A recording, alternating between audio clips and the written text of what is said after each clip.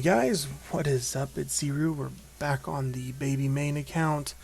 I've been progressing it, and in this episode, we'll go over how far we've gotten, some of the monsters that I'm building, and I have found some of them that I mentioned in the previous video. You can buy them here in the magic shop. They only sell 1 and 2 star monsters. I'm gonna go over what we've unlocked and how we've progressed.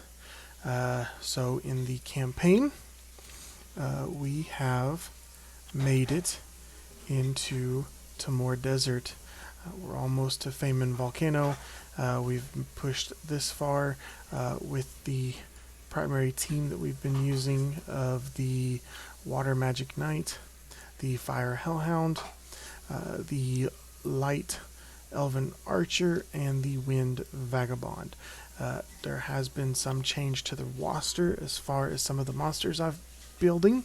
I did find a Water Howl in the magic shop, and I got her bought up. I also found a Wind Pixie in there also that I have gotten. We got the arena unlocked, and for progressing through that, we got the Light Garuda here as a reward. He is a good one to use early because you get a Reser. He will revive a dead monster. So he's good to have. You can use him if you'd like. Otherwise, you can just throw him in storage and leave him there if you don't decide to use him.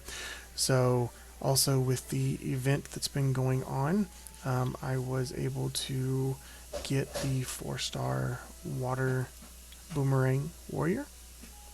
I'm hopeful that I will pull the Water Chakram Dancer later on, hopefully.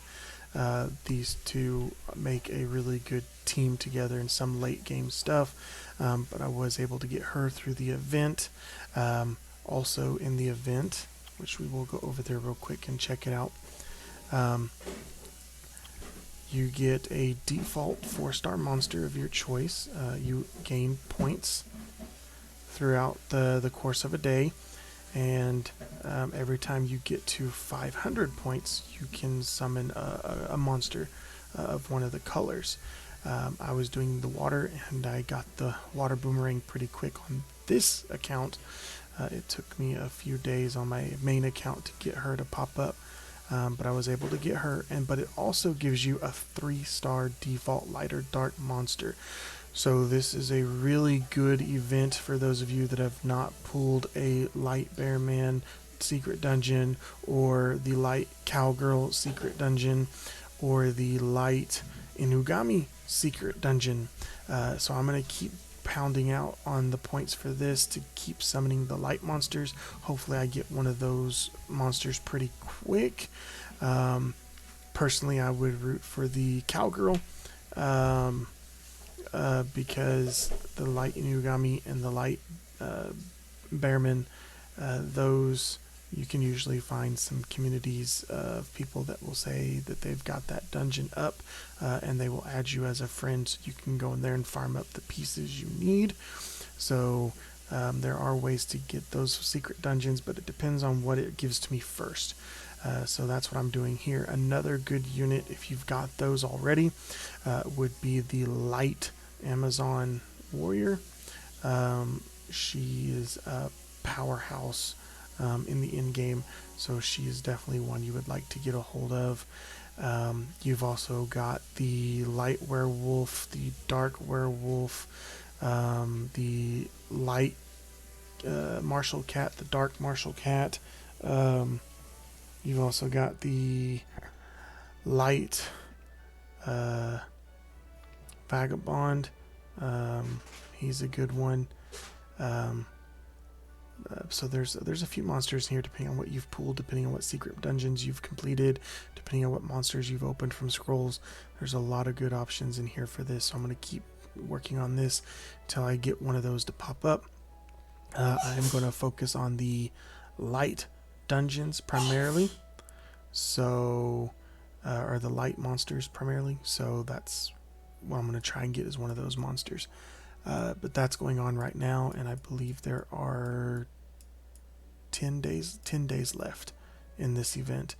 So if you've seen these videos, today is July 29th.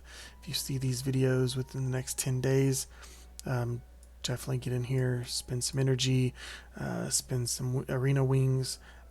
Summoning default 3-star monsters give you points too, so definitely jump in here and try to earn some of these points and get some of these monsters. Even though I went for the water boomerang, if you haven't gotten a Lucian yet, that would be a really good one, is to summon wind units until you get a Lucian. That would be really good. All of these monsters here in this picture are extremely good to get, especially if you have a lucky chance of getting them early game. So that's where I've been getting a lot of my energy from. That's where I've gotten a lot of my excess monsters from that event. So I've still got my Water Magic Knight trying to be leveled up. I did 4-star the Elven Ranger. I've got my Water Howl that I'm working on, and then I'm still got the Hellhound and the Vagabond. So those are what I'm working on right now. I'm also got the Wind Pixie. I'm going to be working on her too. She's a buffer, and she also debuffs with a AoE decrease attack or decrease attack speed. So definitely a good one to get with her. But that's how far this is progressing as far as my monsters, building them up. The arena has finally been unlocked. I've got that figured out. We've been slowly progressing through here. So as you can see from when I showed the map earlier, I've already passed Cubbier Runes, but I did not get credit for this. So these ones here, if you've already passed this section, by the time you get this unlocked, just run back in there, clear the boss stage. That's all it needs you to do. And you can unlock these rewards. The guild, I will be getting that opened pretty soon. I'm just saving up the mana. It does cost 300,000 mana to open up a guild. So I will be getting that. Hopefully in the next few videos I will get that information posted in the video. And that way if you want to come over and join up, I can go over helping details, different monsters. As you can see here, I've got the Wind Warbears too. I'm not for sure if I'm going to actually build those or not. They are a solid nuker early game, because their 3rd skill deals damage based on the damage they've taken.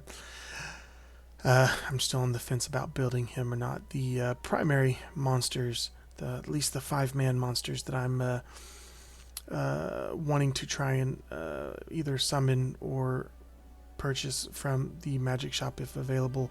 The 5-man team I'm wanting to look forward to is the Water Magic Knight, the Wind Griffin, the Wind Pixie, or the Water Witch, Mystic Witch.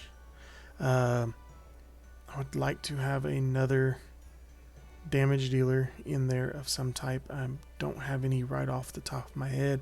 I could leave the Elven Archer in there for now. He would be a good single target dealer that I could use. And then I'm hoping to get one of the light monsters, either from summons with the event, or find their secret dungeons. Would like to get the Inugami. I would also like to get the Water Garuda. That would help fill out that team. Those are the monsters. I have the Water Howl for now. She's going to take that 5th spot for the moment. With the event, they did give out some of the ancient coins for that event. I've already collected my 50 worth of them, which means I'm halfway to getting my light Fairy Queen. Each pack of 10 points or 10 pieces is 25 coins. So I'm going to have to look around and see if any other events are up or what other events are available so I can get another 50 pack of these coins and unlock my Light Fairy Queen. But that is where we are at on her. Other than that, I'm going to keep progressing through the scenario. I am almost to the point where I have the fusion hexagram open. I will devote an entire video to working on those. For the moment, keep an eye on your monsters. Some of them, when you're in the leveling circle here, some of them have this little circle down here in the bottom corner, if you can see it here on like Seek or on the Fire Golem or on the Water Inugami. You're going to want to keep a hold of these monsters. There are some 2 stars that will have them also, but you are definitely going to want to keep a hold of these for when you get the fusion hexagram. I'm going to start throwing some of these in my storage unit, which is this building here. I did get that unlocked also, where you can put storage. There is a storage for the Rainbow Mon and Angel Mon, the food Mons here, that unlocks at level 15 or 20. It is when that one opens up. Let's see real quick. So the fusion hexagram is at 17, and yes, it's level 20 for the Rainbow Mon, Angel Mon, Devil Mon storage facility. You get that at level 20. So that's on my radar to get that taken care of. We will do a video later over crafting once I get that unlocked. There's going to be a video over fusion, and then I will mention in one of the videos once I unlock it about the experience buildings you can build. You can put monsters in there, they gain experience per hour, and you don't have to level them up. Those are good to use, but you don't necessarily want to use them for food. You can, it will help out, but it's a lot slower than going through the scenario farm areas and leveling your food that way. But I will put some tips and stuff once I get this opened up and get it built, of some decent ideas of what to put in there, some stuff you can put on there and ignore. Basically, you do have to click the unit each time it gains a level. That's the only thing that kind of sucks about it. So you have to keep an eye on it each day or every few hours, depending on how often you play, because once they get that level up, they stop getting experience until you accept that level up. So that's the only thing I kind of dislike about these. So that's how far we've progressed. We have also broken into Kairos. I've done some of Giants. I have made it up to B4, but I'm probably going to need a good, strong 4-star team to stay there and farm.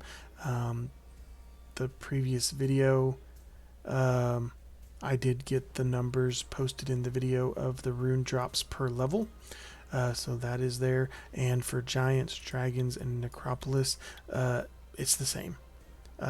So if in the video B4 drops only 3 and 4-star runes, the same thing for Dragons, same things for Necropolis. They only drop 3 and 4-star runes. So the rune drop rate is the same for each of these different dungeons.